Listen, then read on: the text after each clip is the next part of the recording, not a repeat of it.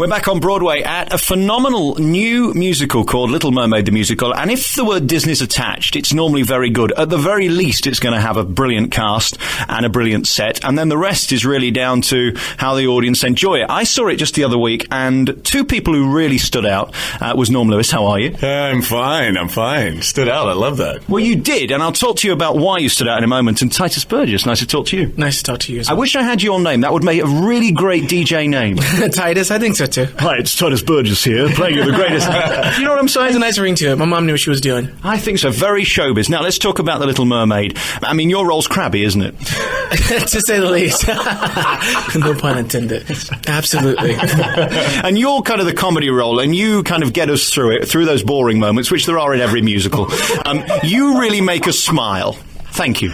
You're welcome. That's your job. That's my job. Right on. No, I appreciate that. Tell me about the show itself and being in creation of it, because I can't imagine there's any more exciting time to be in a production, let alone a Disney production, right from the beginning where they're trying stuff out and then you eventually get on Broadway and it opens and then it's reviewed. What's that process like, Norm? Well, it's been great for me because I've been in several shows from the beginning and created roles and stuff, but they didn't last too long. And this show, you just know that the people love it and they want to see it, and they're clamoring to come to New York to see this show. So it's just been a great thing. Disney has got a formula that they follow, and whether you like it or not, it is something that works. So I suppose the kids are going to love it because it's The Little Mermaid, but then again, kids who watched it when it was released are now in their 20s. Mm-hmm. And when they come, you can tell, because they're so rowdy and they feel such ownership of it. And I would come if I were not in the show. And I just think it's kind of a all-inclusive kind of thing. Everyone feels this sort of attachment to it, no matter how old you are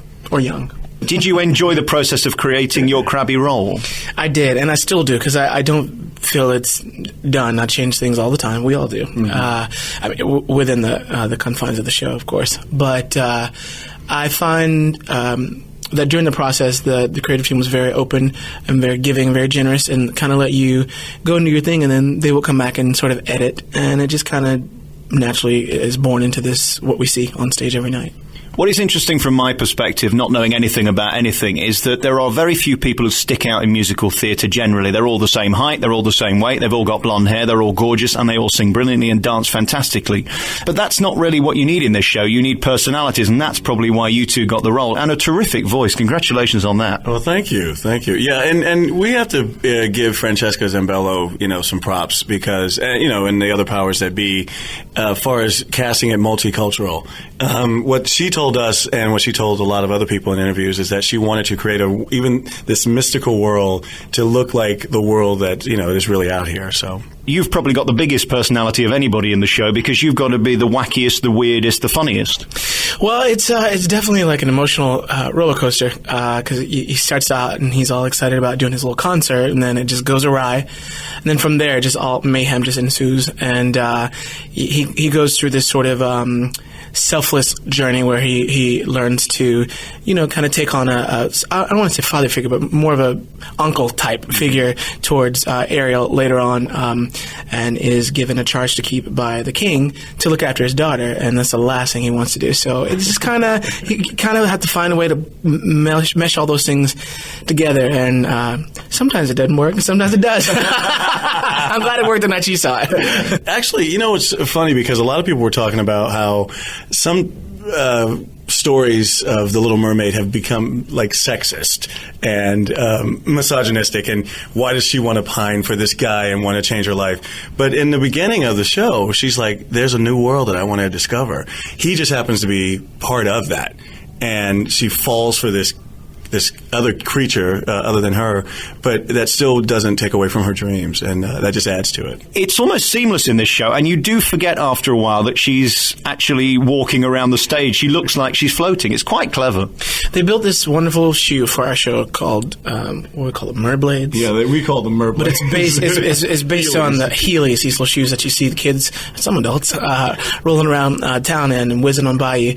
And it's basically there's a wheel attached to the heel, and you can dance in it and walk in and glide around, and it makes the movement seem very fluid and very underwater-like. And I think that was the best alternative to how to create the show versus wires and stuff, because that would have been a nightmare, and the tech process would have been, it just would not have been good, I don't think. And too predictable for Disney as well. A bit too predictable. I mean, this really actually requires the audience to do some work, and I feel like a lot of shows sort of are condescending to the audience and just shoves everything down their throat, and the audience just kind of sits back, and it's just like a little baby, it's just like, just feed me, spoon feed me.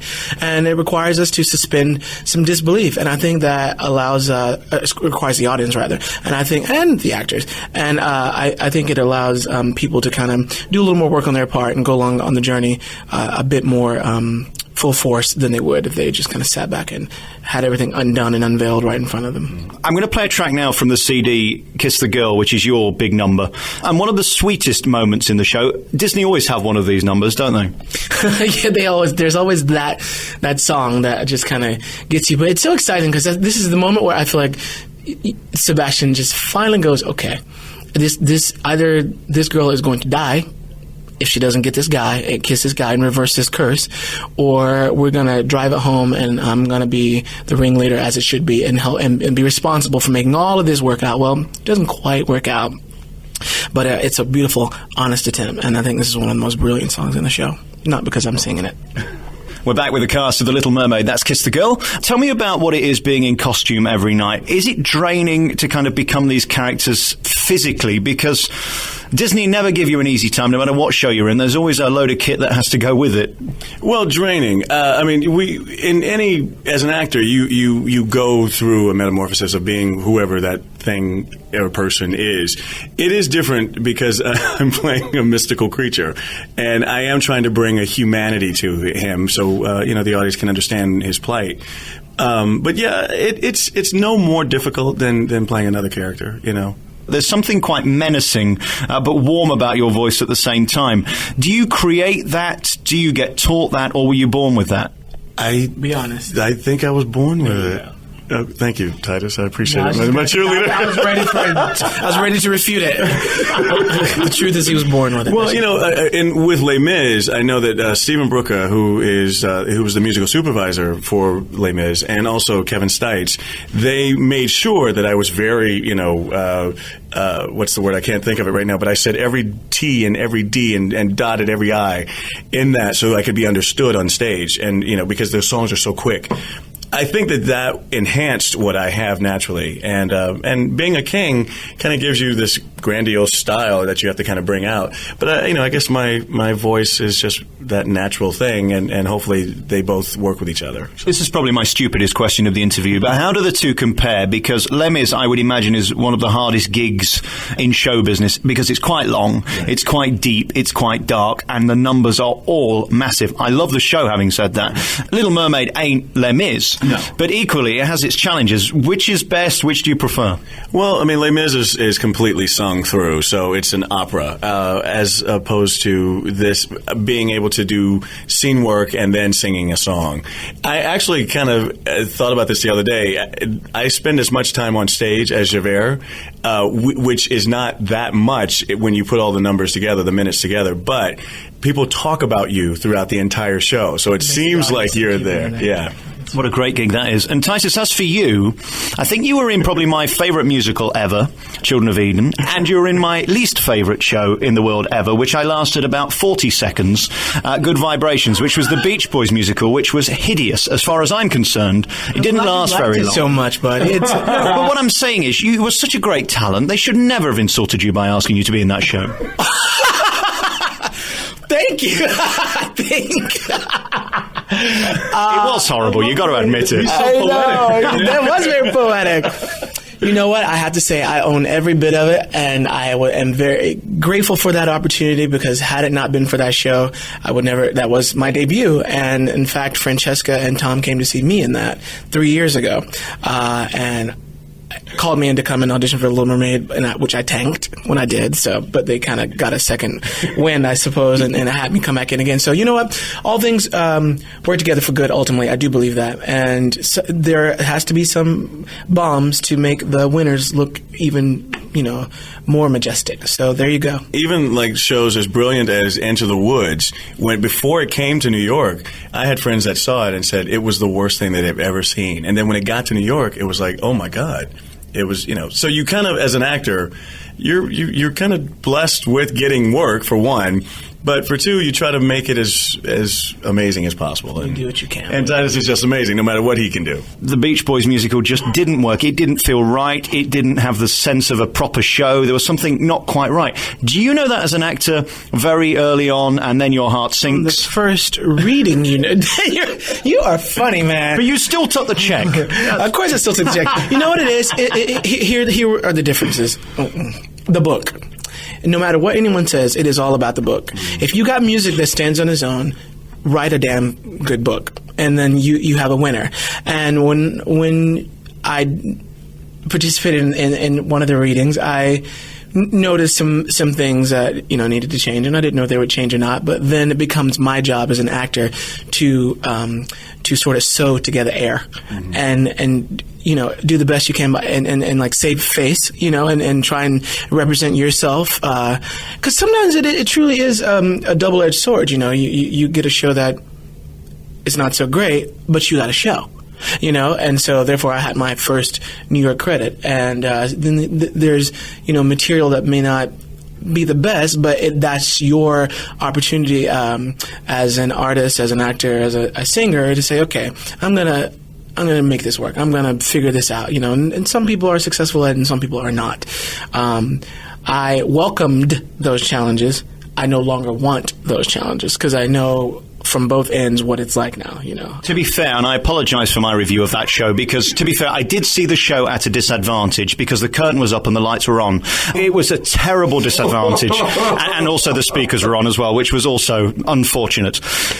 However, no, stop laughing. However, you were in Children of Eden, which I think is just a spectacular show. Incredible. I did, there was a regional production that I did, and I played Father. And a lot of people were like, "Oh, you did?" I did. Wow. It was amazing. Norm did it here at a concert version of it. To hear that. It was so fun. I think it's a gorgeous show, and they made Father be as young as the children because he's ageless, And they thought, well, why not do a different take on this? So I loved doing it. Your eyes seem to reach the back of the audience. I don't think you can be trained that, and that's why you've got this role. They had to find somebody good enough to do it because in the cartoon, it's the big star of the show, almost bigger than Ariel in a way.